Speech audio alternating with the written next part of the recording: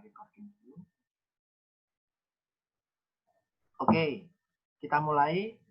Saya punya pasien 32 tahun, dia perempuan, pendidikannya SMP, terus alamatnya di Banyumas, dia dibawa ke, ini waktu itu di Sarjito. Dia dibawa ke Sarjito dengan diagnosis medis tumor intraabdomen. Nah, dia punya keluhan, dia lemas, tapi tidak mual muntah, jadi mual muntahnya di minus, terus ada nyeri di perut. Ketika di USG, ternyata ada massa tubuler di bagian abdomen bagian kanan. Nah, inilah yang disinyalir sebagai tumor.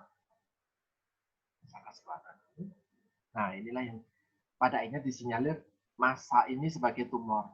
Nah, ketika dirasakan kok dalam beberapa hari keluhannya tidak menghilang sehingga dia dibawa ke rumah sakit Sarjito saat kemarin. Tidak ada riwayat penyakit dahulu, penyakit keluarga juga tidak dilaporkan, tidak ada. Data sosial ekonominya kita bisa cek di sini dari menengah ke atas meskipun dia pendidikannya SMP, terus jarang berolahraga, tidak pernah tidur siang. Jadi kini kalau yang PAGT-nya apa namanya dari Sarjito, formnya ini seperti ini. Tidak ada penyakit, hampir tidak ada masalah, tidak ada suplemen. Terus ini yang menarik. Biasanya orang kanker, orang dengan kanker ya, ini kan dengan kanker, itu berat badan bisa turun karena memang metabolisme karsinogeniknya, metabolisme terkait kankernya itu tadi. Tetapi untuk ibu ini berat badannya naik. Ada peningkatan berat badan tidak disengaja. Ketika dia masuk rumah sakit sampai saat dikaji, kasus pertama kali dikaji. Jadi saat masuk rumah sakit ditimbang, saat pengkajian oleh ahli gizi juga ditimbang. Nah, ternyata ada 1 kilogram naik. Apakah ini massa lemak, massa otot, atau justru ini massa tubuler? Jadi adanya tumornya itu ternyata punya beban juga di situ. Jadi tumornya semakin membesar sehingga berat badannya jadi naik total berat badan. Nah, ini terus ini adalah apa namanya recall secara kuanti dan kualitatif sebelum masuk rumah sakit. Silahkan teman-teman bisa catat di kertas kecil kalian nanti ketika membuat asupan gizi untuk dietary historinya biar bisa langsung nyambung tanpa harus scroll ke atas lagi. Ini sudah saya upload juga di e-learning kemarin. Nah, dari ini, dari riwayat gizi ini, apa yang bisa kita beri kesimpulan? Ada hal-hal yang bisa diberi kesimpulan atau tidak? Sebentar, saya ingin mas.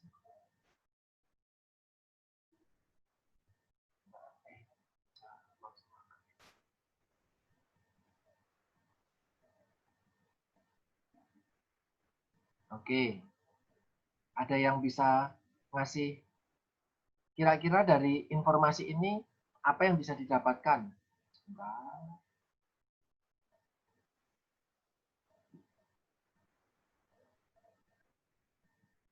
Oke, ada yang saya bantu, silakan kalian ikut ngomong. Dihadapkan pada pasien 32 tahun dengan diagnosis tumor intraabdominal. Terus pasien masuk dengan keluhan, tadi apa keluhannya? Ada keluhan mual muntah, tapi saat kasus diambil keluhan berkurang. Jadi kan keluhannya berkurang. Minus toh ini. Saya kembali lagi. Nah, ini keluhan utamanya saat kasusnya diambil tidak ada mual muntah, tapi memang ketika dia datang itu ada mual muntah, sama nyeri perut.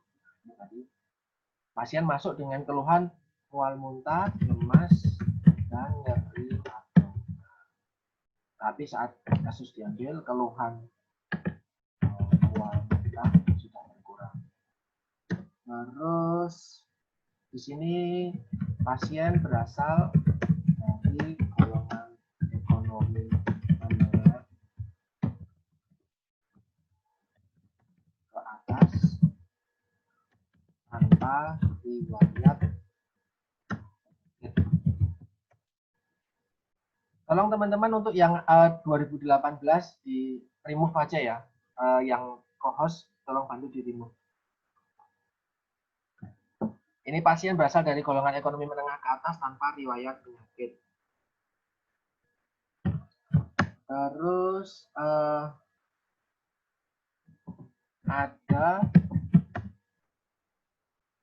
ada peningkatan berat badan tanpa disengaja. Nah, di sini mereka naik, dia naik 1 kg. Terus ketika ini 1 kg dalam 18 hari. Saya memang tidak menuliskan di sini. Ini harusnya misalnya ini tanggal masuknya tanggal 1, misalnya ini 1 September, terus ini 18 September. Jadi ketika dia masuk di rumah sakit itu 1 September, dicek tinggi berat badannya tadi, mana berat badannya ini, taruhlah ini 1 September misalnya. Terus 58 itu ketika 18 September. Dia masih di rumah sakit selama 18 hari ini. Karena memang ada riwayat tumornya ini dan ada rencana untuk dioperasi sehingga dia nunggu dulu sampai 18 hari.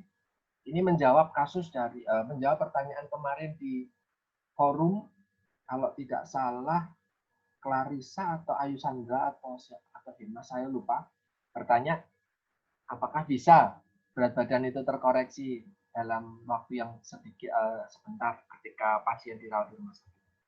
Itu ternyata itu bisa.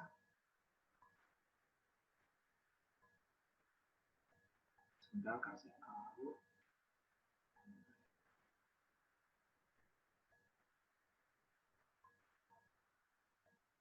Nah, ini terus kesimpulan berikutnya adalah tentang riwayat pola makan ini. Jadi di pasien 3 sampai 4 kali makan dalam sehari. Kita lihat apakah kuantitasnya cukup banyak atau tidak. Ini ya,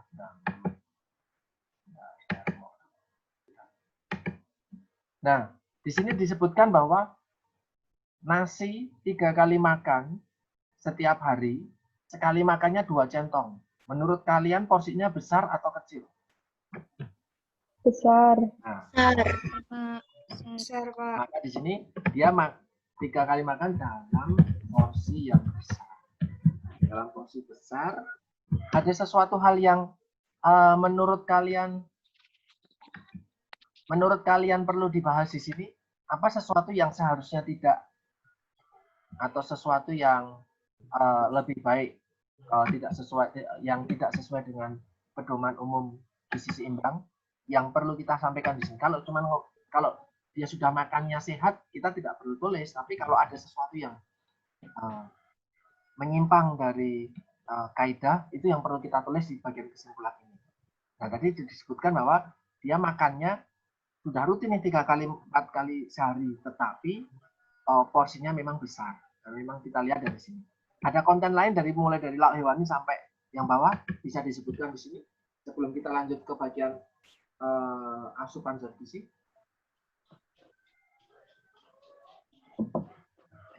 Apa yang menurut kalian perlu ditambahkan di bagian kesimpulan ini? Yang senang pedas asam asin itu bisa nggak, Pak? Oke. Nah, menurutmu gimana? Apakah kalau orang normal itu harus konsumsi pedas, asam, dan asin? Kita bisa tulis saja di sini. Ini kan berarti perilaku yang berbeda kan? Maksud saya bukan perilaku umum. Kan? Di sini pasien senang pedas, asam, dan asin. Ini ditujukan dengan apa? Kalau dia senang asam, kalau dia senang asin, apakah ini hubungan dengan hipertensi? Kita nanti. Jadi kalau nanti ternyata tensinya dia tinggi, kita bisa ngomong tensinya dia tinggi karena memang perilaku makannya dia suka yang asin gitu. Nah, suka asin dari mana kita tahu suka asin? Ketika dari recall-nya. Apa yang dia konsumsi? Di sini ada informasi. Dia konsumsi ikan laut rutin. Ikan laut itu kan rasanya relatif lebih asin dibandingkan ikan air tawar. Nah, ini cukup segini. Terus ini asupan zat gizi ketika dilakukan recall dengan diet di rumah sakit. Nah, sebentar saya tambahkan berat badan dan tinggi badannya. Nah, ini. Nah, ini mumpung di sini aja. Silakan kalian. Nah, ini sekarang giliran kalian. Kalian bisa unmute.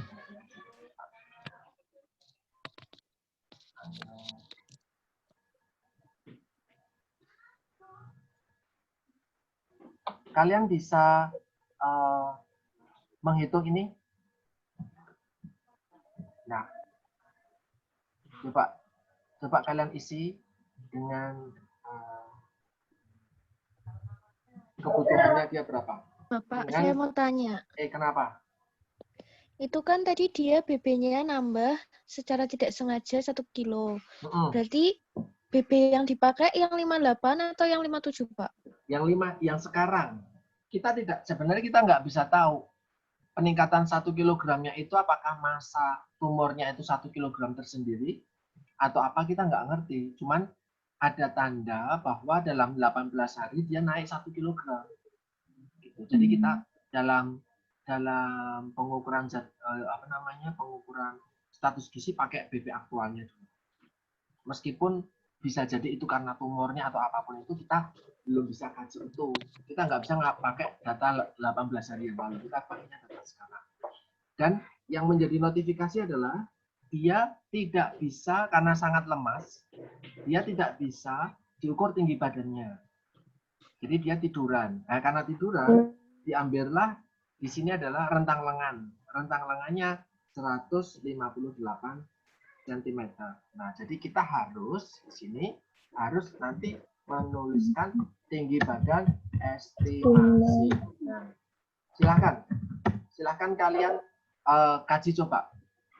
Kebutuhan energi dia dalam sehari itu jatuhnya berapa? Maka mau nggak mau harus mengukur status gizinya di antropometri ini dulu. Baru nanti cek kebutuhan energi. Kebutuhan energinya nanti bisa pakai bisa pakai harus benefit. Monggo, coba kalian dihitung dulu. Terus kalau ada yang sudah bisa ngomong. Harapannya semua bantu ngitung. Bukan 1-2 orang yang ngomong terus selesai. Jadi biar nanti besok Senin ujian kalian bisa.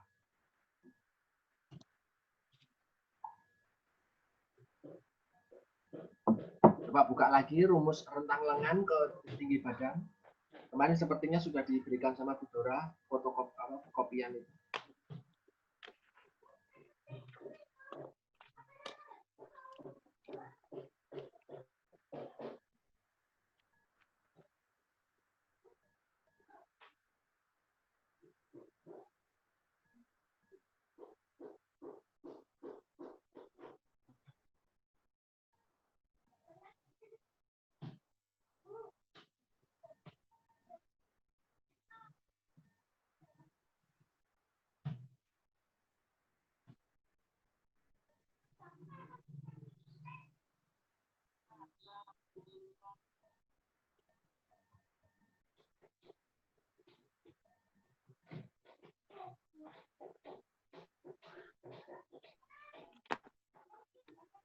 Pak, udah nemu.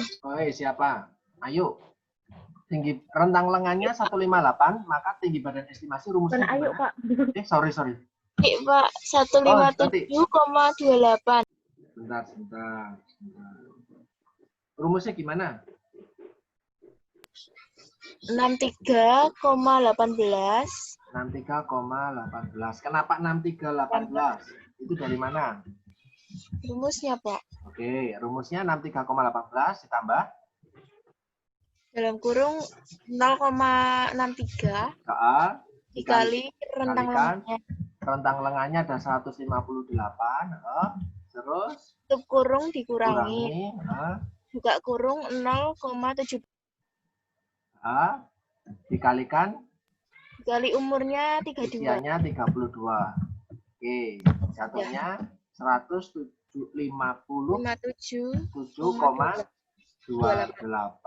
cm. Ini namanya estimasi. Oke. Terus untuk ketahui status nanti ini ya, ini nanti LLA nanti kan ke status gizi. Jadi kalau tinggi badannya estimasi tetapi ada LLA, ngitung status gizinya bukan pakai IMT, tetapi pakai LLA. Kalau bisa ngukur LLA, status gizinya lewat LLA saja. Jangan pakai IMT estimasi. Ini pakainya LLA. Oke, sekarang dihitung dulu. Nanti LLA nanti bagian antropometri. Sekarang dihitung dulu tentang kebutuhan dia. Kebutuhan gizi dalam sehari. PE-nya berapa? Dengan data bahwa tinggi berat badannya 58, terus tinggi badan estimasinya 157, tadi ada usianya 32. Nah, silakan dihitung. Ini tadi cewek apa cowok, Pak? Maaf. Ini cewek, ibu-ibu, 32 tahun. Jadi, silakan dihitung. Mohon teman-teman yang lain bisa ngitung, terus nanti kalau hasilnya berbeda, kita bisa diskusikan.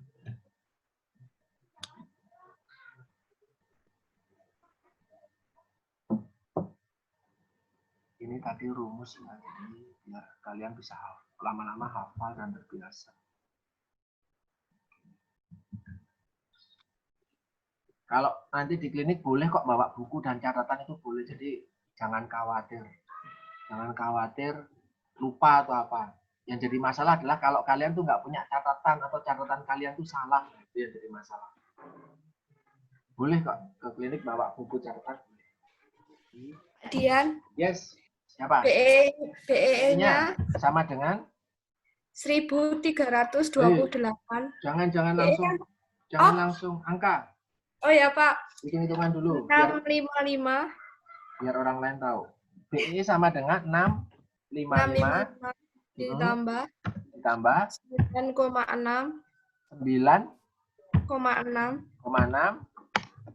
dikalikan 58 berat badannya, terus ditambah 1,7 dikalikan 157,28 dikurangi 4,7 dikalikan usianya 32.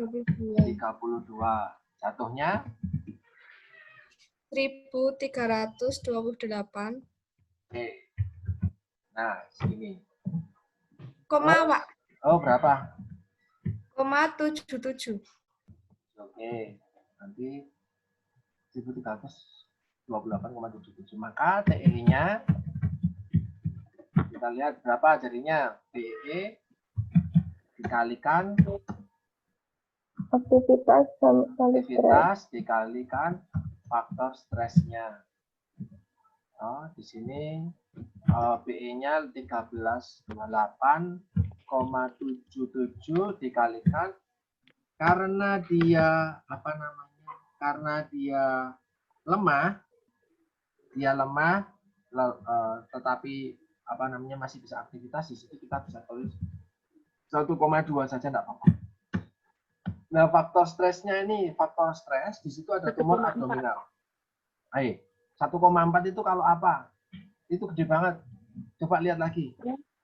Di Azura itu 1,1 sampai 1,4 ya, Pak? Nggak detail. Nggak detail. Cek di buku pedoman umum gizi seimbang. Kok di buku. Di penuntun diet ada. Kalau kamu pakai Azura itu buku lama. Coba pakai bukunya. Oh, kemarin di Budora kok Bu Widi yang pakai ini gitu, Pak. Pakai itu. Oh iya sih, ya nggak apa-apa. Maksud saya, kalau ada yang lebih baru, itu buku lama. Azura itu pun bikinannya teman-teman D3. Teman-teman ngumpulin terus bikin sendiri. Nah, enak kalau kalian pakai buku yang lebih baru lagi. Jadi biar update informasinya baru. Termasuk ngitung AKG, ngitung standar antropometri itu kan berdasarkan Permenkes yang baru. Nah, jangan sampai salah. Itu kebutuhan untuk stres. 1,3. Oh, kemarin saya ada PowerPoint-nya kok. Kalau tumor abdominal ini 1,3. Itu range kan, Ayusan? 1,1 Iya, sampai Pak, 1,4 itu kan range. Yang 1,1 itu kalau masih ringan. 1,1 atau stresnya itu semakin tinggi, bahkan ditambah dengan kalau ada luka bakar dan yang lain, dan sudah masuk ke kanker, itu nanti jatuhnya memang 1,4. Tinggi banget. Terus ketemunya berapa? Monggo. Sebentar, saya ambil buku yang lain. Itu 1,3, Pak. Ya, ketemunya berapa di sini? 1,3. 2072. 2070. 2,88. Terus silahkan diisi di bagian atas untuk kebutuhan proteinnya, pemenuhan kebutuhannya.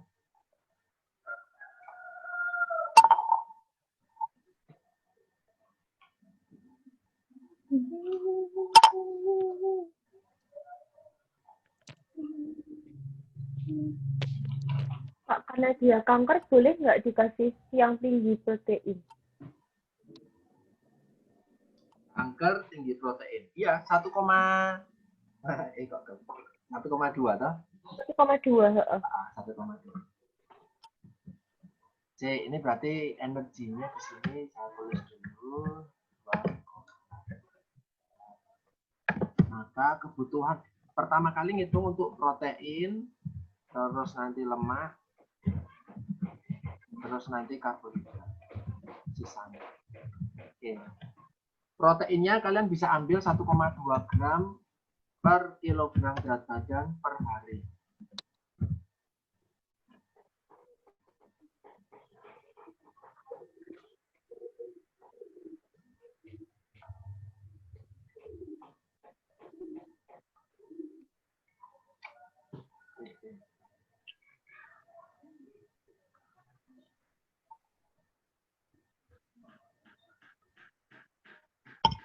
Oh, C. Ini kan tadi ada 58 berat badannya real sambil dihitung ya. Nah, ada juga berat badan idealnya dia. Karena kita nggak tahu karena kasus kanker. BB berarti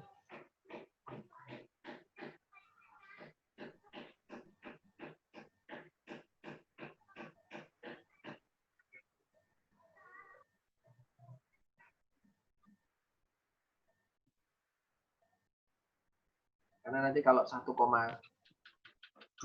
gram per kilogram berat badan itu berat badan yang digunakan adalah BBI.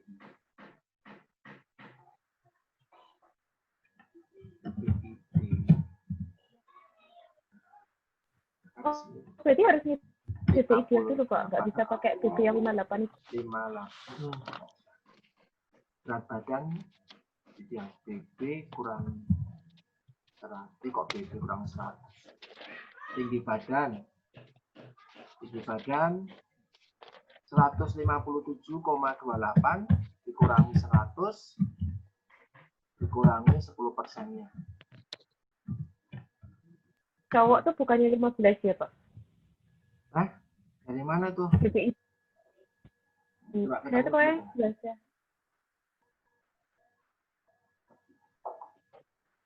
Dihitung dulu. Berarti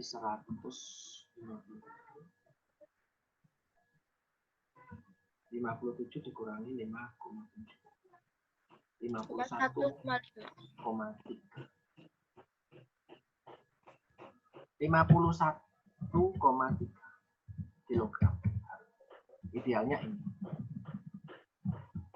Ini kan cewek Ayu Sandra. Oh iya Pak, maaf. Maka di sini 1,2 dikalikan 51,3 kilogram BB ideal. Maka jatuhnya berapa? Protein. Itu kebutuhan protein untuk di sini kebutuhan gizi dalam sehari untuk masa pre-operasi. Karena nanti kalau di kasus bedah kita tuh bikin kebutuhannya double. Yang pertama untuk masa preoperasi selama sampai nunggu nanti H-1 karena nanti ada puasa dulu, sama masa pasca operasi. Nah, dulu untuk masa preoperasi kebutuhannya 1,2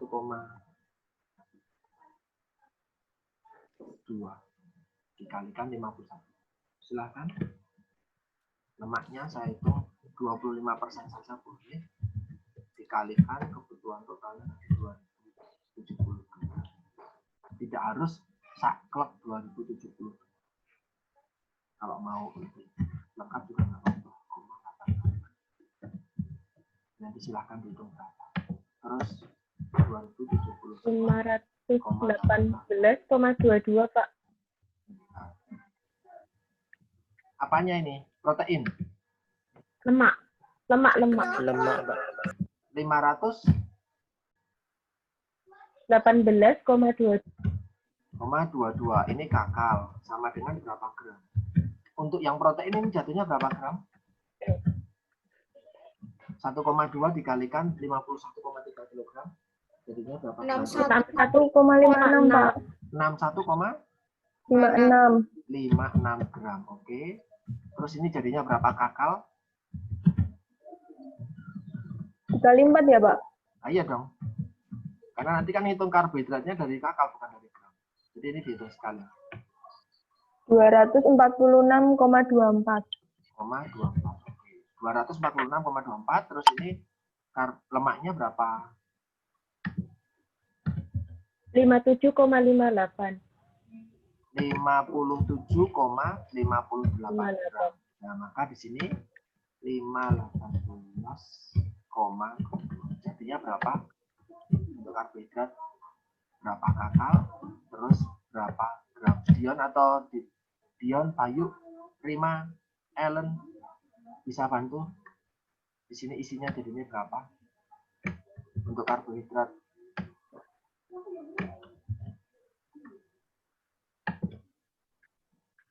Karbohidratnya. Ini saya bisa jawab kan Pak? Tidak apa-apa. Tapi yang lain maksud saya ikut menyimak. Kalau di samping saya yakin kalian nanti remedi lagi, saya nggak mau. 1.308,2. 1.300 8,4. Gini. Iya. Oke, berapa gram? 42 Pak. Berapa gram? 1308. 300? 27,105. 27,105. Oke, satu aja. Nah, sekarang tinggal di perhitungan berikutnya di atas ini. Protein. Kompas di sini. Lemak. Di sini. Karbohidrat di sini. Nah, sekarang dihitung lagi nih di sini. Persen kecukupannya berapa? Ini memang banyak waktu di sini, tapi nanti ketika di akhir gampang.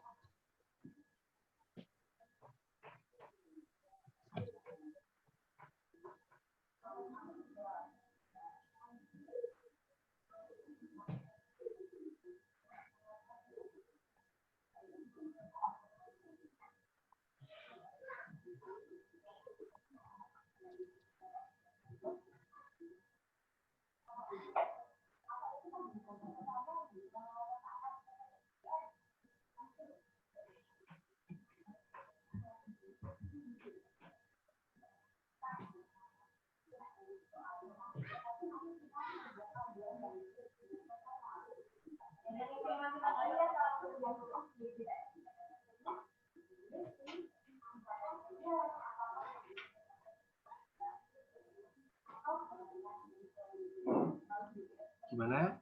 Sudah? Sekarang? Udah, Pak. Oke. Gimana? Ini sebentar.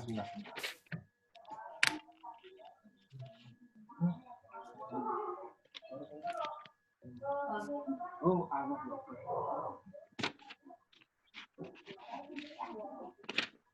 ya gimana? Sorry. Persen kecukupan untuk energi ada? 41,4. 41,4%. Oke, proteinnya? Proteinnya 47,9. Oke, karbohidrat. Lemaknya? Lemaknya 49,6. Oke, karbohidratnya? 38,3. Oke. Nah, ini nanti kita bisa bikin kesimpulan bahwa ternyata kita bisa kasih kesimpulan bahwa pasien semuanya di sini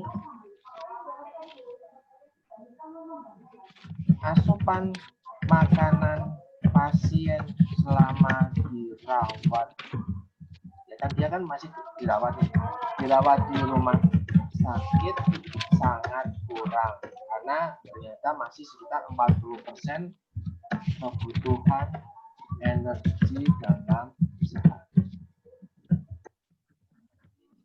Ini kesimpulan. Terus ini sebenarnya nanti bisa ditulis di catatan kecil kalian, tidak ditulis di dalam laporan ketika di bagian assessment. Nah, tadi kan saya berikan informasi tentang kebutuhan zat gizi ketika masa preoperasi. Di sini kalian ketahui bahwa ada faktor BEE, faktor aktivitas sama faktor stres. BEE-nya kan sekian, aktivitasnya sekian karena dia masih sebelum operasi masih bisa kencing ke sana, masih bisa toilet, masih bisa bangun meskipun lemes. Faktor stresnya ya sama, 1,3 karena dia ada kondisi apa namanya kanker itu tadi. Nah, tetapi coba kalian bayangkan, ketika pasca operasi kita kan juga harus merencanakan dari sekarang. Ketika operasi, apakah faktor aktivitasnya tetap 1,2? Saya tanya. Berubah, Pak. Jadi berapa kira-kira? 1,1. Kenapa? Kan bed rest mungkin, Pak. Nah, Iya, Pak, enggak? betul. Jadi jawabannya itu. Karena ketika pasca operasi nggak bisa ngapa-ngapain. Ketika pasca operasi, nggak mungkin bisa jalan ke sana-sini. Apalagi ini operasi abdominal. Sehingga faktor aktivitasnya berubah. Tapi BEI-nya tidak berubah. Tapi faktor stresnya juga tidak berubah. Jadi tetap sama. Yang berubah adalah faktor aktivitasnya. Jadi silakan ini kalian hitung yang sini. Dengan faktor aktivitas 1,1, bukan lagi 1,2. Ini saya kasih notifikasi perubahannya. Berbedanya di sini. Silakan dihitung. Termasuk nanti di proteinnya ini masih tetap sama 1,2. Berarti ini tidak berubah proteinnya. Kebutuhan proteinnya tetap sama. Kebutuhan lemaknya karena dikalikannya dengan ini TEE makanya nanti berubah lemaknya. Jadi berapa ya saya tidak tahu, harus dihitung. Saya belum hitung. Karbohidratnya karena ini 2.800 juga dari TEE juga nanti akan berubah. Karbohidratnya juga akan berubah. Proteinnya sama, lemaknya juga akan berubah. Nah, ini bisa diketahui nih. pasca dan preoperasi itu berbeda di lemak dan karbohidrat sama kebanyakan. Tapi proteinnya dia tetap sama. Coba dihitung lagi. Biar nanti nyicil ketika rencana intervensi itu tinggal kopas dengan benar.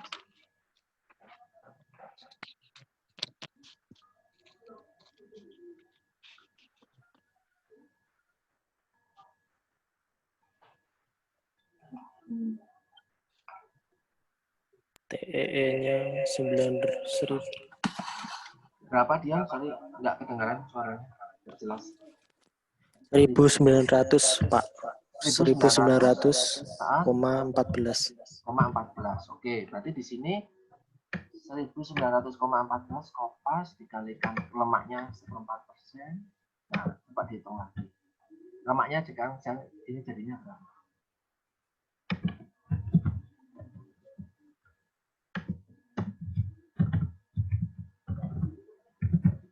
Oke.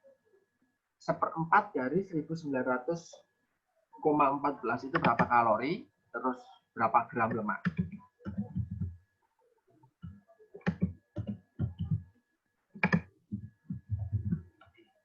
Lama-kelamaan nanti kalian terbiasa.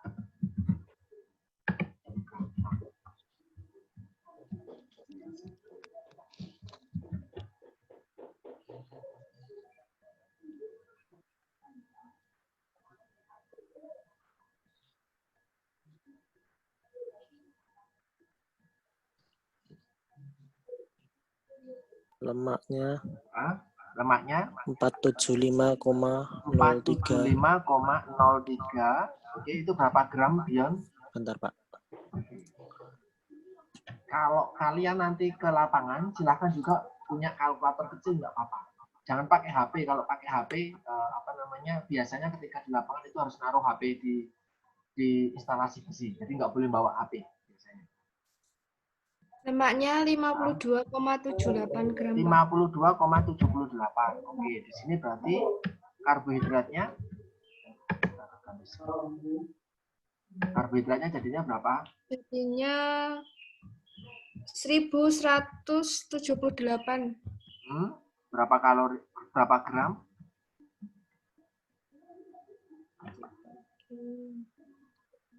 294,72. 294,72. Oke. Nah, inilah kebutuhan pasca operasi dan preoperasi. Nanti kalian harus membuat pasca preoperasi ini dalam bentuk menunya apa? Ketika praktikum ya nanti ya. Terus di pasca operasi ini bentuknya bagaimana? Disesuaikan dengan kebutuhan di sini. Terus kita kembali lagi ke assessment. Ini nanti disimpan dulu. Kita kembali lagi ke assessment, ternyata asupan makan pasien selama dirawat di rumah sakit ya, ini selama dirawat di rumah sakit ternyata sangat kurang.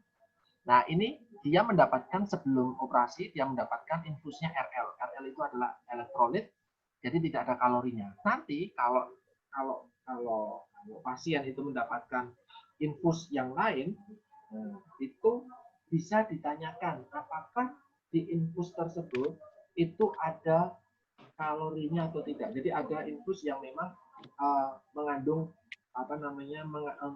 untuk makanan parenteral. Nah, ini kan ini bukan makanan parenteral. Nanti misalnya nih, misal ini nanti ada namanya infus KN. Nah, ini ada kalorinya. Tinggal berapa cc yang diberikan kepada pasien ini. Nah, itu nanti kalau dapat kasus yang menggunakan kalori, tinggal nanti dihitung kebutuhan seharinya 2000. Misalnya ini tadi ada KN ya.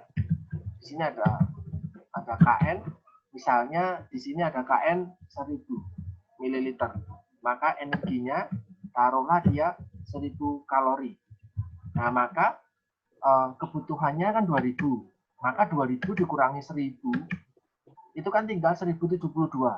1072 inilah yang akan dibandingkan dengan asupan ini. Karena KN ini sudah pasti akan terasup, karena pasti akan masuk. Jadi nanti persen asupannya adalah dari berapa yang dia makan. Dibandingkannya bukan ke kebutuhan total ini, tapi dibandingkannya ke pengurangannya. Jadi nanti setelah di sini koreksi KN, nah, maka nanti jadinya di sini adalah 1072,8888. Nah, inilah yang akan dibandingkan untuk dituliskan di persen asupannya ini. Gitu. Nanti kalau ada infusnya ini yang mengandung kalori, gitu ya. Itu adalah parenteral ini. Ini adalah PN, parenteral nutrition.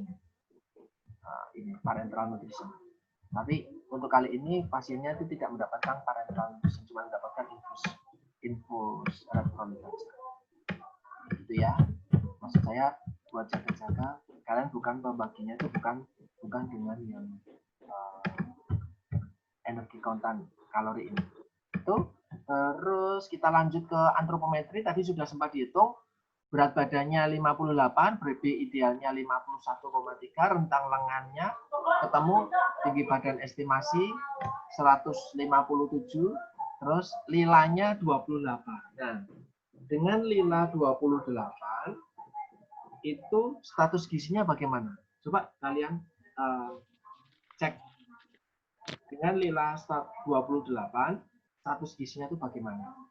Bagaimana cara menghitung atau menentukan status gizi berdasarkan lila, bukan berdasarkan kartu tinggi badan, berat badan atau yang berdasarkan lila. Coba bukunya, catatannya, screenshotannya, koleksi foto-fotonya dicek lagi, apakah ada.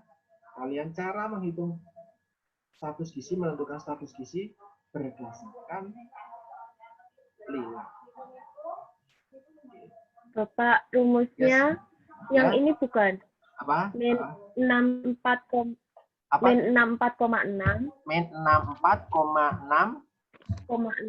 ditambah ditambah 2,15 dalam kurung 2,15 dikali lila dikali lilanya tutup kurung ditambah buka kurung 0,54 kali TB 0,54 dikali tinggi badannya. tinggi badan. Oke. Itu bukan Pak rumusnya. Coba kalian hitung dulu. Saya ada rumus yang lain sih sebenarnya. Tapi coba kalian hitung dulu di sini. Apakah nanti kesimpulannya relatif sama? Coba dihitung.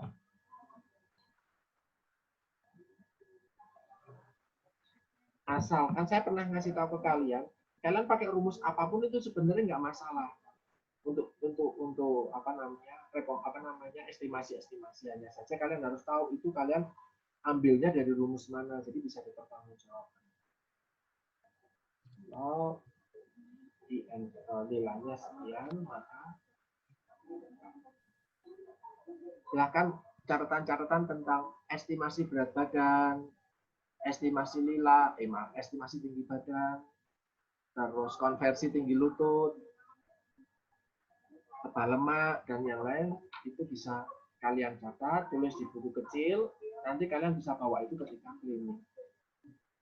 Di Azura kayaknya ada. Tapi kemarin kami diskusi tentang rumus-rumus di Azura, ternyata gap-nya besar banget. Jadi makanya kita nggak begitu rekomen menggunakan Azura.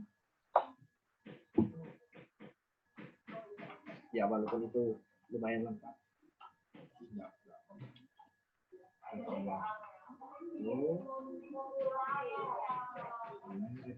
Sudah ketemu?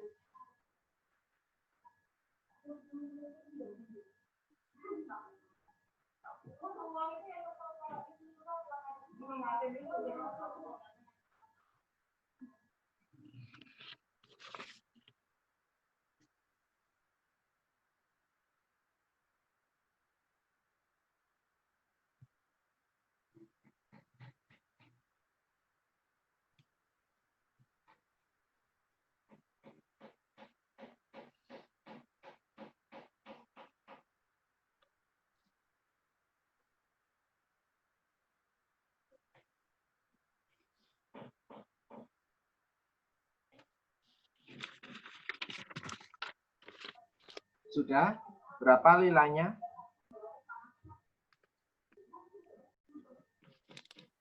Pak, kok gede banget ya? Berapa? 80,53. 80. Saya takut salah. 80,53. Itu interpretasinya adalah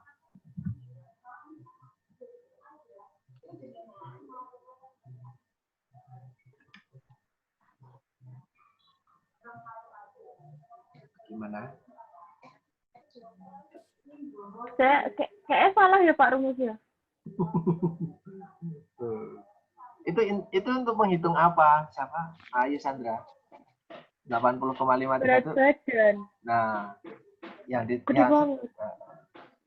nggak signifikan toh? Ya. Nah, Oh, ya, maka Pak. nggak pakai ini. Lila 28, maka menghitung status gizinya adalah lila yang kamu ukur, lila ukur dibagi ini bagi. Lila standar Nah, dikali 100 temunya 98. Nah, Bayu datang sebagai penyelamat. Berapa Jadi, sama lila standarnya untuk usia Iya. sekian dikalikan kalau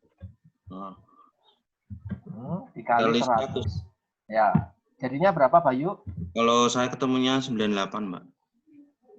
Tadi lila ukurnya adalah 28. Lila standarnya dibagi 28,5 kan? untuk Lila standar perempuan. perempuan untuk usia Bentar. pakai usia, Bay. Ya, Pak, bentar tak lihat lagi. Nah, dilihat lagi. Rumusnya betul ini. Lila ukur dibagi lila standar dikalikan 100%. Betul, Bayu. Betul. Nanti akan mendapatkan data tentang di sini status gizinya bagaimana dari hasil ini. Betul, kamu. Di sini status gizi bagaimana? Kesimpulannya. Oke. Kamu cek daftar lila untuk perempuan, berarti karena dia perempuan, saya tambahkan usia tadi adalah 32 tahun, usianya 32 tahun. Kamu cek apakah berdasarkan usia atau berdasarkan tinggi badan atau berdasarkan berat badan, standarnya itu berapa? Tabelnya atau tidak. Kalau kalian punya tabelnya bagus. Nanti Bayu bisa bantu temannya.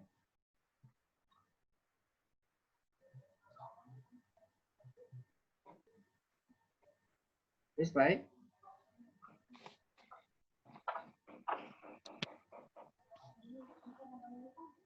Belum, Pak. Jadi kamu dapat angka 28 itu dari mana, Pak? 28, sekian. Gimana, Pak? Dapat angka 28 itu dari mana? 28, sekian itu dari mana? Dari rumus. Nah, iya. Rumus standarnya itu. Nanti Ya, setiap kalau di sini itu cuma apa? Disebutin kalau perempuan itu mana tadi? Perempuan itu 28,5. Untuk usia dan jenis untuk usia dan berat badan berapa tidak disebutkan. Tidak. Hanya untuk perempuan langsung segitu. Iya. Oke. Iya, Pak, saya juga nemunya gitu. Gitu. Gimana Dion? 20. Kalau Yang perempuan itu 28,5 juga, Pak. Tapi tidak ada yang sesuai BB atau usia. Oke, ya sudah enggak apa-apa. Soalnya yang saya dapatkan angkanya 27,7 berdasarkan lila berdasarkan jenis kelamin dan usia, berat badan dan tinggi badan. Enggak apa-apa. Jadinya berapa persen di sini? Ayo, tadi ngitungnya. Dikali 100. Saya temunya 98. 98. Itu kategorinya menjadi kalau 85 ke atas itu baik. Nah, berarti di sini masuk ke status gizinya baik berdasarkan lila. Karena kenapa kita harus pakai lila? Karena untuk orang dengan kanker abdomen, tumor abdomen tadi, kita tidak bisa melihat apakah dia berat badannya 58 ini karena memang massa otot atau lemak atau air atau justru tadi massa tubuler, kan di USG kan ada massa tubuler. Ini kita nggak tahu, ini kita nggak ngerti. Maka untuk penentuan status gizinya tidak serta-merta melalui berat badan. Untuk kasus seperti ini maka ngecek lila.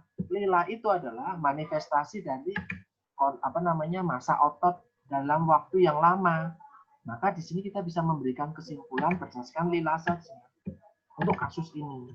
Nah, di sini berdasarkan pengukuran lila, pasien tergolong status gizi baik.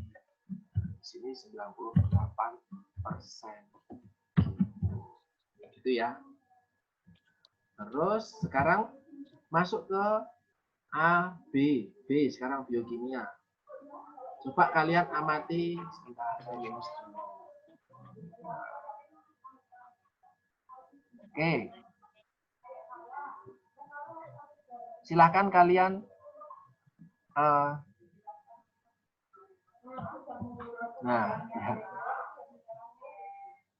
Oke, silakan kalian cermati di sini mana yang tinggi, mana yang rendah. Di sini ada yang normal, ada. Jadi nanti kalian ketika pemeriksaan biokimia akan mendapatkan data sebanyak ini. Ini masih kecil banget ini. Ini data darah, data kolesterol, gula darah, SGOT, fungsi hepar, urea, kreatinin, ini kreatinin itu nanti ada di urin, albumin, natrium, kalium, sampai bilirubin total. Jadi urin semua. Ini adalah darah dan urin. Hasil pemeriksaan darah dan urin. Coba silahkan. Sudah ada nilai normalnya. Gimana, Bayu? Yang tinggi dan rendah saja. HB. Dari atas ya, HB. Iya tuh. Apa baik keterangannya, Pak? AL-nya tinggi. HB rendah. AL-nya tinggi. AL-nya tinggi, oke. HB rendah. Oke, apalagi? HB rendah. HCT-nya rendah. MCV-nya rendah. MCH-nya rendah. Ini maka normal. IS normal. Normal. Ini 12. Neutrofilnya tinggi. Neutrofilnya tinggi. Oke.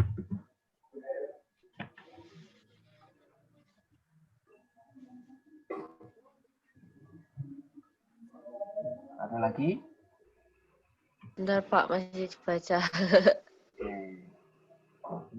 Dan kalau nanti kalian ke lapangan, setiap hari itu datanya biokimianya bisa berubah dan nambah. Misalnya hari pertama cuma diukur ini doang.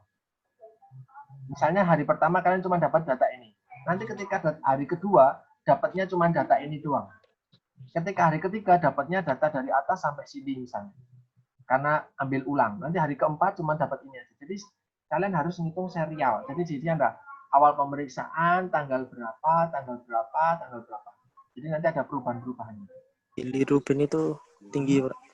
Bilirubin total. Yang total ini. Sebelum bilirubin ada lagi nggak? Coba dicermati. Kalium. Rendah. Kalium. Kaliumnya rendah. Ada lagi nggak? TP. TP itu TP-nya apa? rendah. Total protein. Ya. Karena di sini kan lihat loh. Di sini ada albumin, maka di sini pasti ngomongin soal total protein. Terus apalagi? Sudah.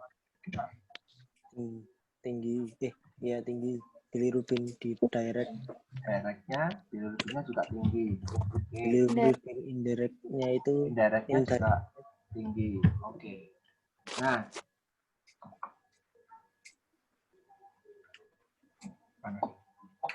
Nah, sekarang dengan berbagai macam parameter pemeriksaan biokimia ini, apa yang bisa kita simpulkan? Nah, ini jadi PR kita nih.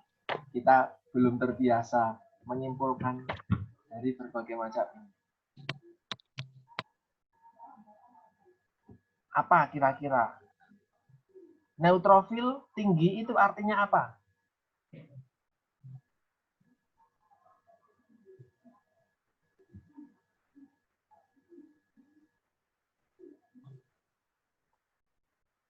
Ayo.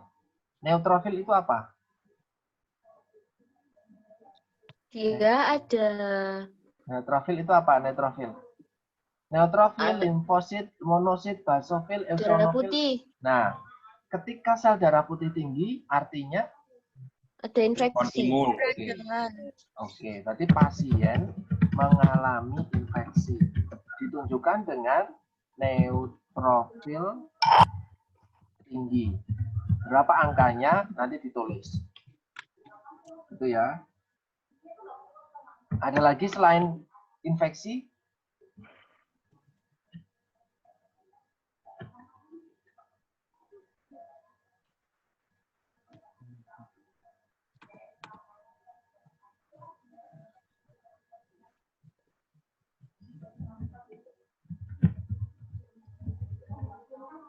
Oke.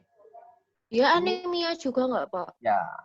Di sini HB-nya rendah kan, 11, hematokritnya juga rendah. Maka di sini pasien juga mengalami anemia. Ditunjukkan dengan HB-nya rendah, hematokritnya rendah, ada MCV-nya rendah, MCH-nya juga dia rendah. Nah, sudah ketahuan kalau dia infeksi dan dia anemia. Ada lagi enggak? Ada lagi yang berpengaruh enggak? Di sini bilirubin tinggi semua. Itu bilirubin itu apa namanya? Parameter untuk pemeriksaan apa?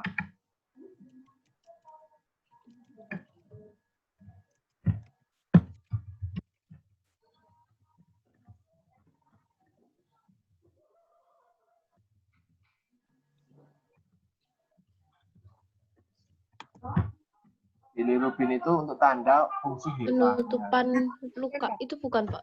Darah, pemeriksaan darah. Ya, pemeriksaan darah, semuanya pemeriksaan darah. Percepat penutupan luka. Iya Nah, nggak sih? iya. Itu fungsinya bilirubin. Nah, bilirubin yang indikator bilirubin yang tinggi itu menunjukkan adanya fungsi hepa yang terganggu. Terus berikutnya di sini kalium. Kaliumnya di sini rendah. Kalium di sini rendah itu karena tadi pasien mengeluh muntah. Ketika pasiennya muntah, maka kalium di dalam darah itu akan rendah. Kan dia jadinya dehidrasi. Nanti kalau ada diare juga kaliumnya jadi bakal rendah. Nah, inilah indikator-indikator yang dari kemarin saya sampaikan bahwa kalian harus cermat membaca banyak sekali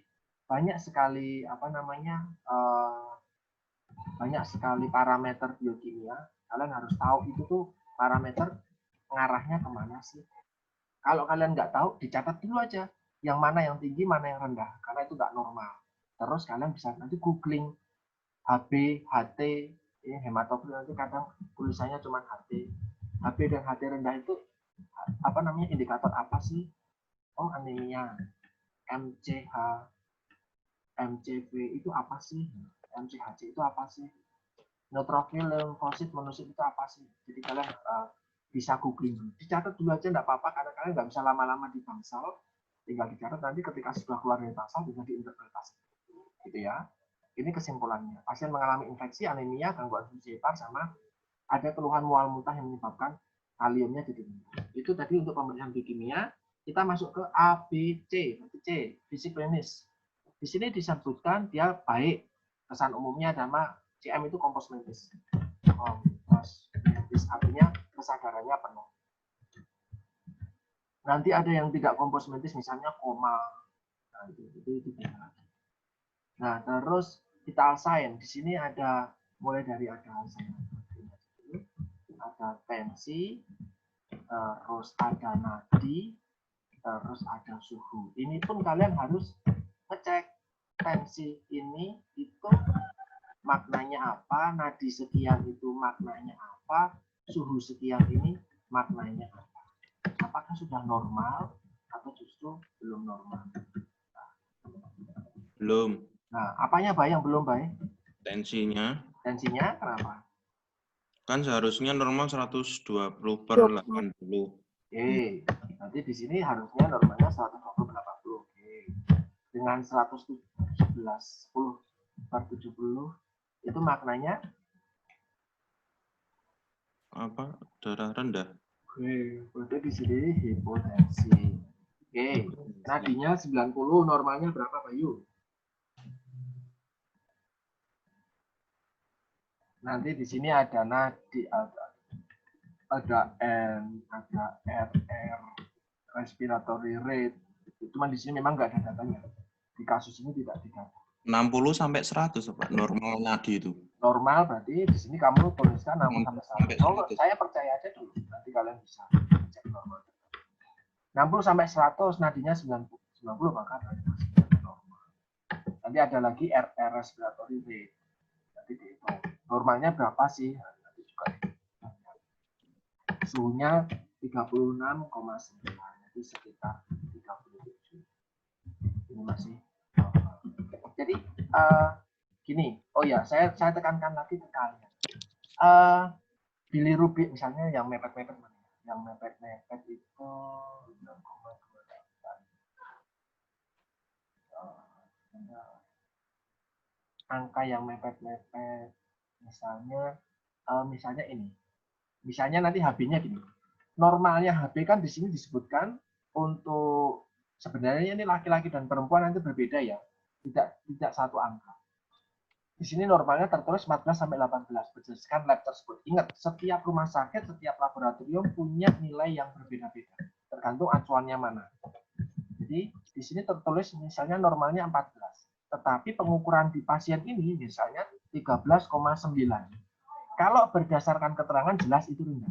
Ya toh? Jelas ini rendah. Karena memang angkanya rendah, lebih rendah daripada borderline di batas bawah. Tetapi kita tidak saklek, maka ini pasien mengalami anemia karena HB-nya 13,9. Jangan kayak gitu. Tidak saklek dengan ini. Tetapi ada interpretasi yang kita bisa memberikan permakluman untuk angka-angka yang tidak jauh dari angka batas bawah ini. Ini kan batasnya 4 nih. 14 sampai 18 batasnya 4. Maka kalau cuma selisih 0,1 itu enggak signifikan. Maka sebenarnya dia tetap dianggap normal meskipun dia di batas bawah. Jadi tidak berbeda. Tetapi karena ini dihitungnya dengan komputer, maka kalau misalnya ini 17,99 itu pasti akan dinilainya rendah. 1,799. Ini pasti dihitungnya nanti dia rendah.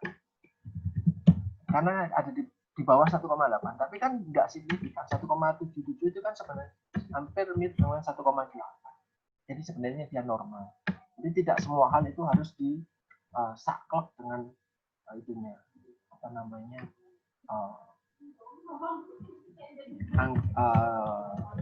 keterangan yang ada di lembar biokimia. Nanti kalian hanya perlu mengeklik, hanya perlu catat saja kok, karena di surat dari laboratorium itu sudah ada keterangannya berapa, tinggi rendahnya itu sudah ada kok. Sudah ada tulisannya tinggi rendah, tinggal dicatat saja. Itu. Terus di sini abdominal, misalnya kan suhunya normal itu 37, tapi kalau 36,9 itu dianggap aja normal, enggak apa-apa. Terus pemeriksaan abdominal flat, peristaltik oke. Ini kita memang tidak mengkaji betul apa itu pemeriksaan fisik terkait dengan laboratorium seperti ini.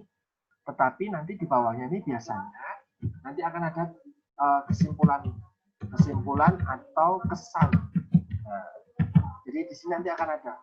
Kalian bisa tinggal ngopi aja di Kopas hasil pemeriksaan fisik pasien ini, kesannya dari pemeriksanya itu apa sih? Apakah nanti bisa tertulis misalnya nampak ada massa. Misalnya kayak gini. Ini ditulis saja, enggak apa-apa. Biasanya nanti akan ditambah dengan pemeriksaan penunjang. Ketika ditambah dengan pemeriksaan penunjang, apa yang dilakukan? Misalnya nanti ada USG, nanti ada pemeriksaan-pemeriksaan lain, tinggal nanti catat hasil pemeriksaannya apa. Ternyata hasil USG menunjukkan adanya massa tubular di abdominal, warnanya kuning, diameternya 7, panjangnya lebih dari 10 cm di daerah kolon. Nah, seperti ini. Nah, maka nanti bisa kasih kesimpulan. Kita kasih kesimpulannya adalah pasien dalam keadaan sadar, karena di sini adalah kompos mentis ya. Pasien dalam keadaan sadar, terus terdapat di sini nih, massa padat regio suprapubis. Supra itu atas, pubis itu apa namanya selangkangan. Jadi di atas selangkangan, ketika diraba itu ada massa padatnya. Tapi kan tidak bisa dilihat. Maka di USG, ya, ketika di USG ketemu ini dia, ada massa tubular. Maka terdapat massa di regio suprapubis. Di sini massa tubular di abdomen. Nah, ini kesimpulannya dari pemeriksaan fisik. Ini tadi memang Bayu tekanan darahnya 110/70, tetapi tidak begitu jauh dari angka ini. Sehingga masih dianggap meskipun dia hipotensi, tetapi ada di borderline. Borderline. Artinya mendekati normal. Mendekati normal. Nah, jadi tidak begitu dipermasalahkan. Kecuali di sini misalnya nanti angkanya 100/50 dan itu agak sedikit jauh, itu boleh kita tuliskan dia hipotensi. Apalagi kalau nanti di atas itu 140/90 misalnya, maka dia bisa ditulis hipertensi. Itu. Terus terapi medisnya dia dapat cefazol, ini adalah antibiotik karena dia dapat ada infeksi tadi. Terus ada ketorolax. Kenapa dikasih ketorolax? Karena memang merasa nyeri abdomen di sini tadi. Terus ada infus RL. Ya, ada infus RL dia untuk suplai elektrolit karena memang mual muntah kan di sini elektrolitnya rendah. Nah, RL itu mengandung kalium. Nah, nanti efek sampingnya apa kalian cari. Adakah yang benar adalah adakah efek samping terapi medis yang nanti terkait dengan intake makanan atau metabolisme terfisik. Nah, nanti kalian buka lagi nih interaksi obat dan makanan. Apakah pemberian ketorolax dan cefazol ini menyebabkan dosis ini? Apakah menyebabkan mual muntah? Atau apakah menyebabkan anoreksi? Apakah menyebabkan keluhan-keluhan lain? Nah, ini kalian perlu cari. Carinya di mana? Boleh googling. Apakah menyebabkan? Kalau ternyata tidak menyebabkan, ya sudah tidak apa-apa. Efek sampingnya apa? Nah, itu. Terus, sudah. Inilah asesmen kita hari ini. Kita bisa lanjut ke yang berikutnya. Nanti ke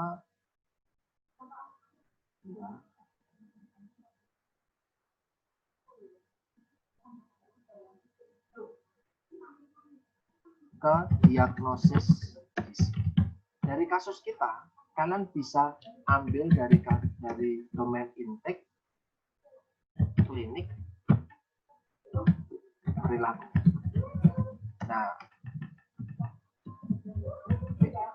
Nah, silakan.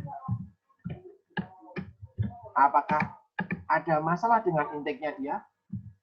Coba dikaji. Dari tadi apakah kita menemukan masalah dengan intake-nya pasien? Kita lihat di Ada, Pak. Ada di bagian asesmen ini. Nah, adakah masalah dengan intake pasien? Ada ya. Di sini ketahuan kalau asupan makannya cuma 40%. Maka ditulis di intake di sini ada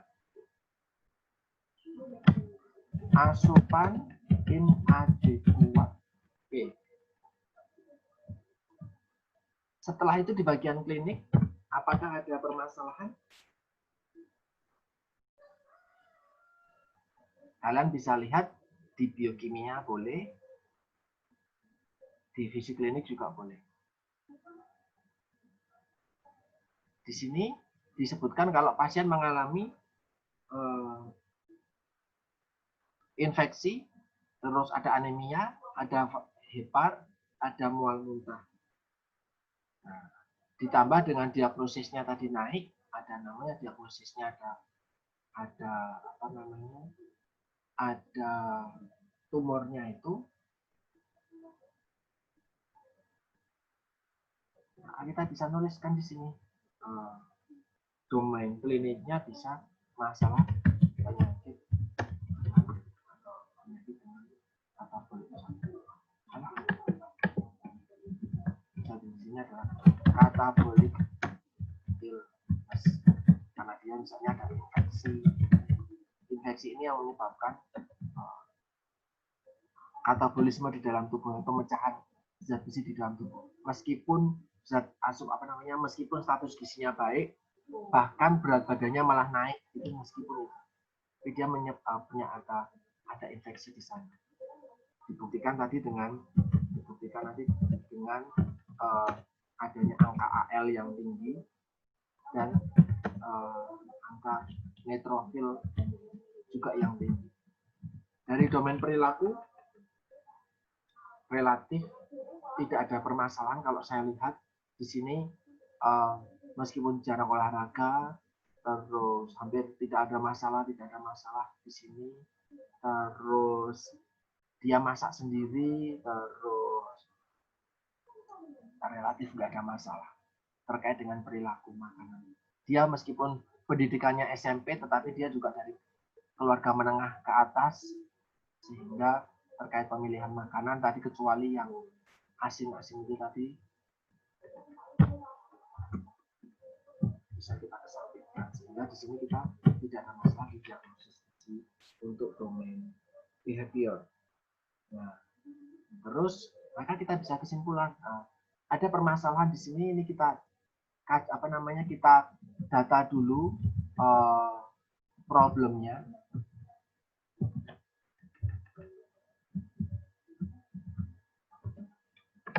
Maka diagnosis gizi kalian punya dua. Yang pertama adalah asupan NAD kuat berhubungan dengan atau berkaitan dengan apa kira-kira etiologinya?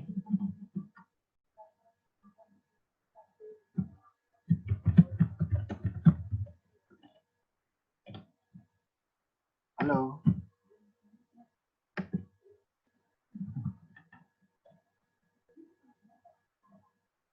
Ya, Pak.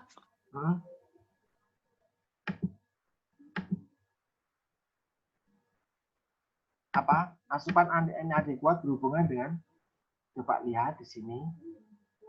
Dia masuk ke rumah sakit karena apa? Ada sesuatu yang ingin kalian cek? Sampai berat badan apa namanya? Keluhannya mual muntah itu bisa nggak, Pak? Bisa. Asupan NAD kuat berhubungan dengan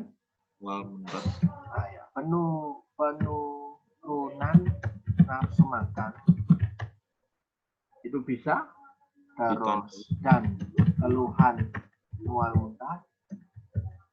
Ini nanti ditanda.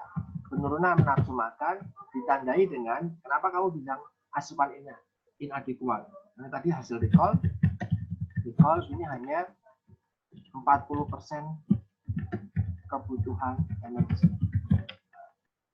Hasil recall ini menunjukkan bahwa pemenuhan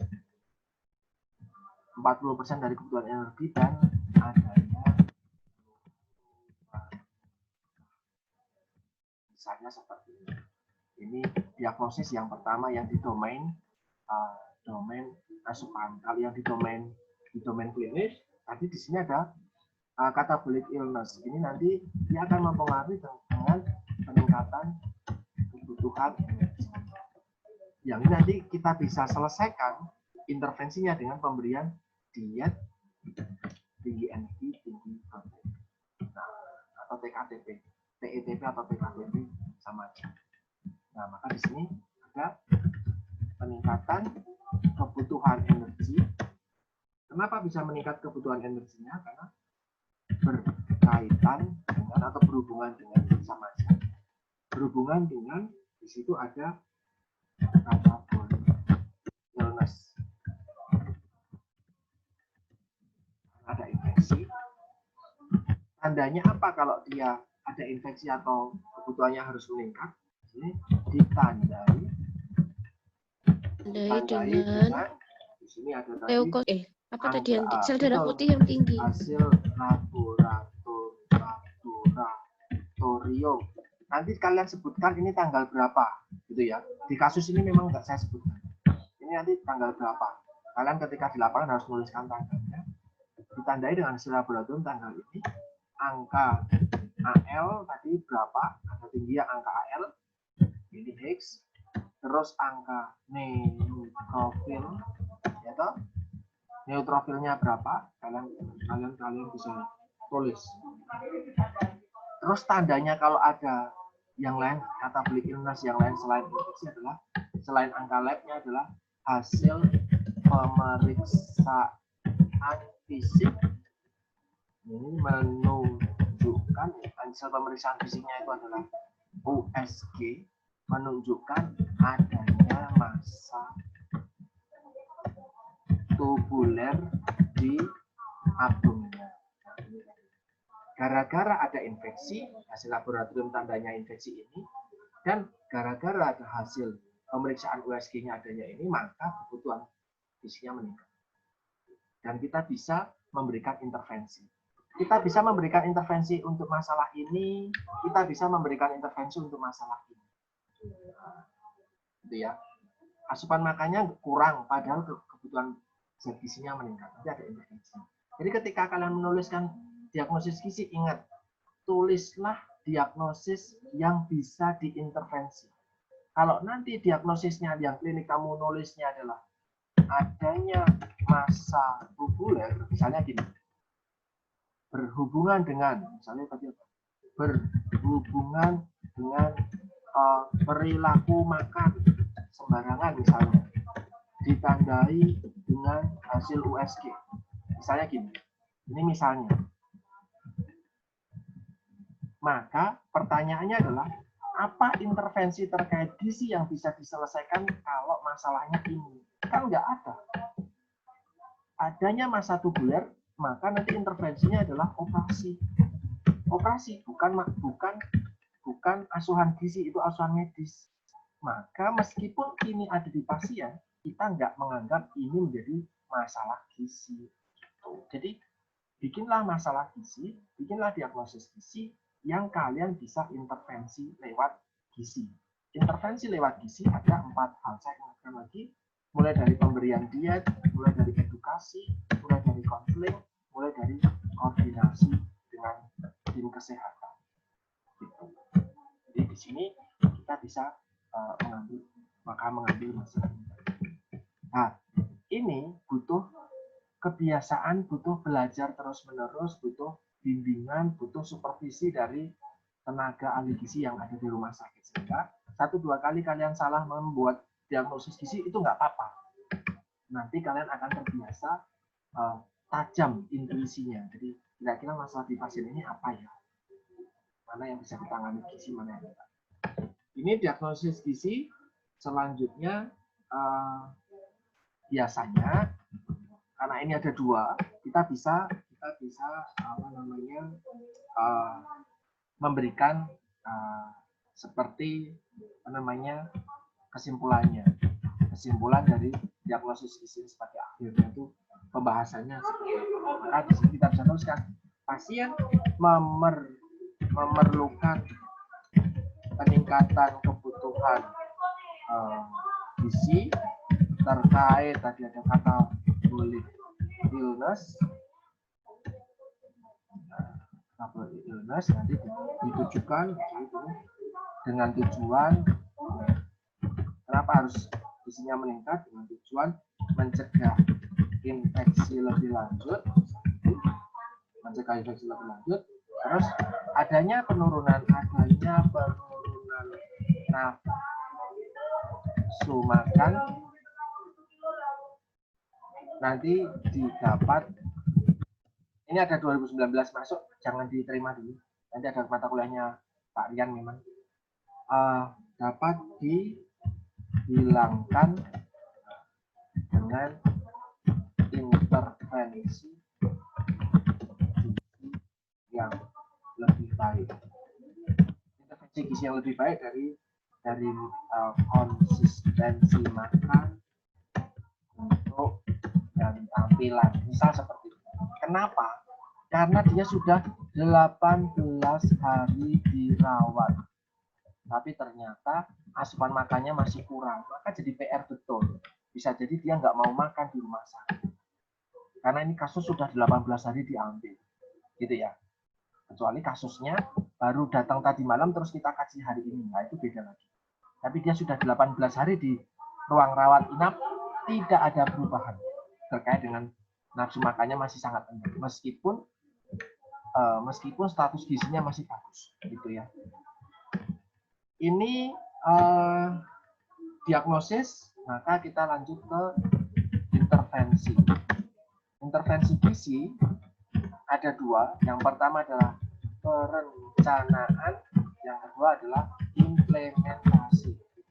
Perencanaan nanti bisa dibagi menjadi beberapa hal, mulai dari tujuan dietnya itu apa, prinsip dan syaratnya itu bagaimana, terus perhitungan gizinya bagaimana, perhitungan kebutuhan tadi kita sudah nyicil, terus ada rencana monet. Tapi sebenarnya kalau rencana monet ini kalau yang di format pertama, di format PAGT yang terbaru itu nanti diletakkannya di bawah mana? Di bawah sini sebelum diagnosis. Jadi di sini nanti ada perencanaan monet. Ya, jadi ini yang paling baru kayak gini. Tapi kalau di rumah sakit sepertinya perencanaan monet di C4 itu masih di bawahnya perencanaan untuk masuk ke perencanaan intervensi gizi ini. Nanti kalau di laporan di sini. Kenapa harus di sini? Karena kalian tahu di sini ada permasalahan biokimia, di sini ada permasalahan asupan makanan. Maka nanti di sini ada permasalahan juga dengan fisik klinis. Maka di sini nanti bisa parameternya apa? Misalnya tadi ada asupan makanan. Diukurnya berapa kali? Diukurnya kapan? Ini kapan diukur? Terus hasil yang diharapkan itu apa? Ini kalau dari asupan makanan. Terus nanti mungkin ada biokimia. Karena kamu ngurusin soal neutrofil, jadi apa yang diukur dan kapan, misalnya. Terus ini selain kapan diukur dan dengan cara apa. Boleh dengan Comstock, boleh dengan recall, terus nanti targetmu apa. Terus berikutnya karena tadi ada fisik klinis, kan tadi ada masa tubuler. Karena masa tubuler itu tidak ada hubungannya dengan zat gizi, tidak ada kaitannya dengan profesi gizi dan itu bukan ranah kita, maka kita nggak perlu lagi nulis ini. Maka perencanaan monet itu hanya perlu itu. Nanti bisa dibikin tabel seperti ini tabelnya. Asupan makanan, biokimia, kapan diukur dengan cara apa dan hasilnya apa. Setelah rencana monet ada rencana edukasi. Karena terapi intervensi gizi ada berbagai macam, mulai dari diet, ini berarti dari dietnya, terus dari monetnya saya hapus dulu. Ada rencana edukasi, ada rencana konseling terkait tadi pola makannya kurang, atau koordinasi tenaga medis lain. Bagaimana kamu koordinasi dengan dokter, dengan perawat, apa yang ingin kamu kejar dari mereka, terus implementasinya bagaimana.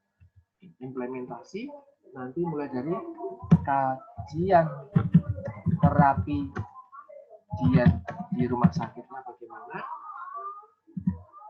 terus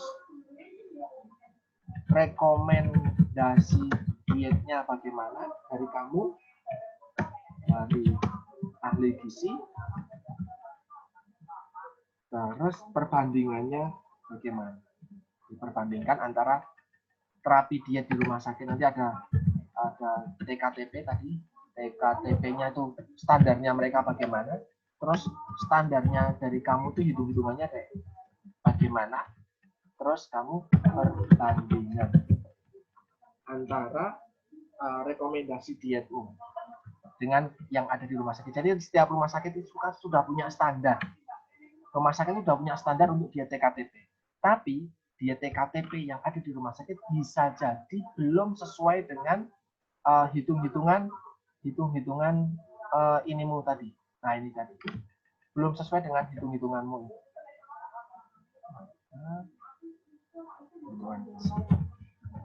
Nah, belum sesuai dengan TKTP-mu 2000 kalori sebelum ini.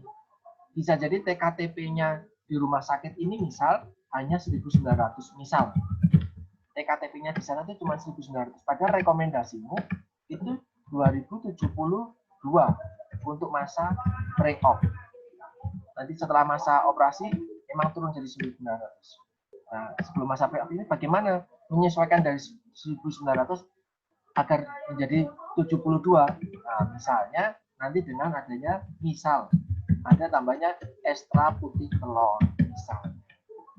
Atau nanti ada ekstra susu misal.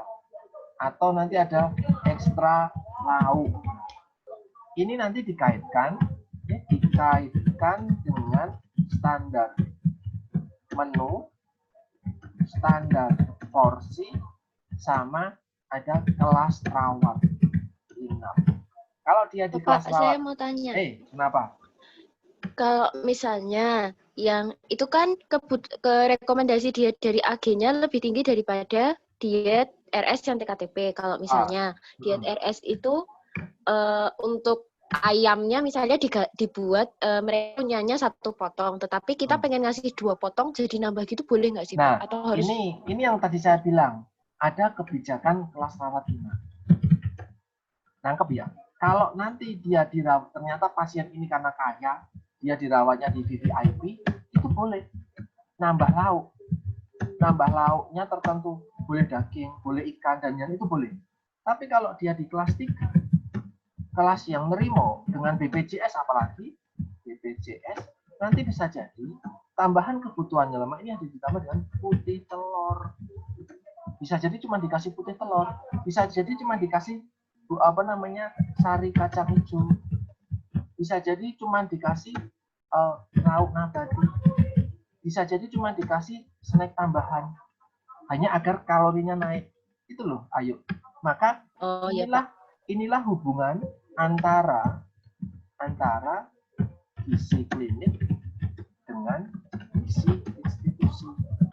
Ini pada akhirnya duit itu yang jadi masalah. Nah, nanti tinggal di rumah sakit dia punya standarnya berapa, kita sudah ngitung berapa, ternyata rumah sakit pakainya gini. Nah, kita nembelnya, nambah ukurannya itu pakai apa. Nah, ini tadi yang harus kita kerjasama. Maka setelah kalian di rumah sakit, di klinik, biasanya bablas ke institusi. Atau setelah dari institusi, langsung lanjut ke klinik. Jadi biar pemahamannya paham. Nangkep. Seperti itu. Tapi ini ini saya tadi cuman permisalan saja. Setiap rumah sakit beda. Terkait dengan anggaran mereka. Itu ya, Ayu ya. Tuh, teman-teman teman-teman yang lain semoga kita punya persepsi yang sama. Nanti setelah implementasi baru yang terakhir adalah monef. Karena monef ini artinya adalah nunggu pelaksanaan. Maka ketika kita nulis di form C4, ketika kita nulis di form 4C, ini ya kita belum bisa ngisi monefnya karena belum dilaksanakan.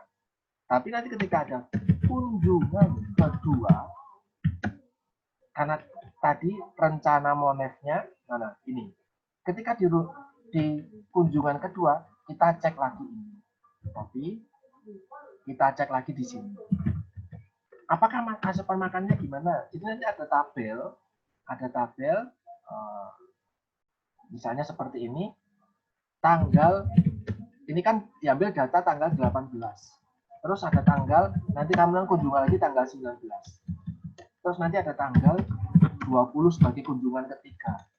Ini awal kasus. Nah, ini nanti ada kunjungan lagi tanggal ke-21. Nah, ketika kalian nanti garap kasus besar, kalian itu minimal kunjungan 2 kali atau 3 kali. Sehingga kamu bisa tahu di sini asupan makannya gimana, apakah sudah membaik, asupan makannya gimana lagi di hari ke-2 dan ke-4. Nanti mungkin di sini ngecek biokimia. Mungkin di 20 nggak ada data biokimia, di 21 nggak ada, tapi di 22 ada biokimia lagi. Nah, ini nanti hasilnya gimana? Inilah yang disebut dengan monet. Nanti ternyata asupan makanannya, sudah 50%, tadinya 40%. Oke, ini misalnya sudah 70%. Oke, bagus. Tapi kalau nanti di sini kok ternyata jadi 30%, nah ini kita perlu follow up. Apa follow up-nya? Maka kembali lagi, kok bisa ada permasalahan baru? Oh, bisa jadi ini adalah habis dioperasi. Tanggal 23 ini adalah operasi. Ternyata tanggal 22 dia puasa. Jadi memang makannya jadi rendah. Gitu caranya. Asupan gizi muter lagi. Maka di sini muter lagi. Nanti disinilah dia diterapkan dengan diet pasca operasi. Ini masih dari sisi diet pre-operasi. Nah, inilah dia. Asupannya bisa segini. Nanti setelah ini masukannya berapa. Itulah yang menyebabkan tidak berhenti yang namanya asupan gizi. Berhenti ketika pasien meninggal atau berhenti ketika pasien dinyatakan pulang atau bisa sembuh sehingga tidak ada permasalahan ini lagi. Itu mungkin dari saya karena jam 10 sudah mau dipakai Suster dan Pak Rian di 2 mata kuliah. Maka kalau ada pertanyaan, monggo kita bisa diskusi di kolom chat di WhatsApp group. Sekian dari saya. Terima kasih buat 14 pertemuan lewat daring yang sudah kita lakukan bersama di diet infeksi dan diet degeneratif. Semoga bisa menjadi bekal yang baik buat kalian ketika nanti kalian harus terjun ke lapangan. Terus besok sudah mulai praktek. Setelah Senin ujian untuk 2 diet, terus Selasa sudah mulai praktek untuk degeneratif ini. Nanti yang ada di dalam praktek adalah kalian membuat rekomendasi ini. Yang inilah yang kalian akan buat nanti di praktikum. Bagaimana menunya mulai dari sarapan, nanti ada snack, ada lunch, ada snack sore, ada dinnernya. Mungkin kalau ada snack malam juga tidak masalah. Bagaimana perencanaan kalian, apa yang mau kalian sajikan, nasi, atau dalam bentuk beras, atau telur, daging, dan yang lain, berapa gram. Itu nanti kalian praktekannya. Terus di praktek yang hari kedua, kalian itu adalah masak menu kalian. Boleh masak menu sarapannya aja, lunch-nya aja, atau dinnernya saja, sesuai dengan preskripsi ini. Itu dari saya, modul sudah jadi, akan saya upload di e-learning setelah minta tanda tangan Bu Purna. Begitu dari saya, terima kasih buat semuanya. Mohon maaf kalau banyak sekali kesalahan dari saya. Ya, terima kasih Dion. Terima kasih Pak. Terima kasih, Pak. Baik, Pak. Terima kasih.